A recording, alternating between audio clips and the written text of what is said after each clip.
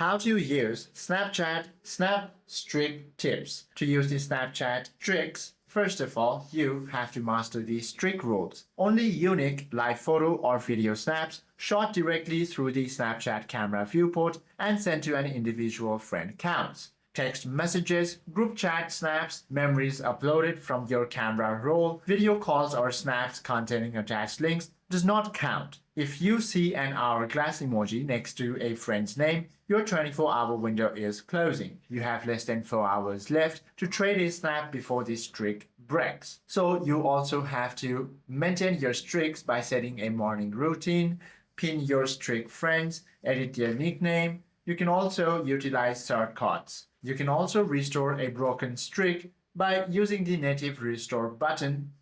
You also should be able to access all these features if you have Snapchat Plus. Hope this video helps you out a lot. If you have any questions or queries, do comment down below.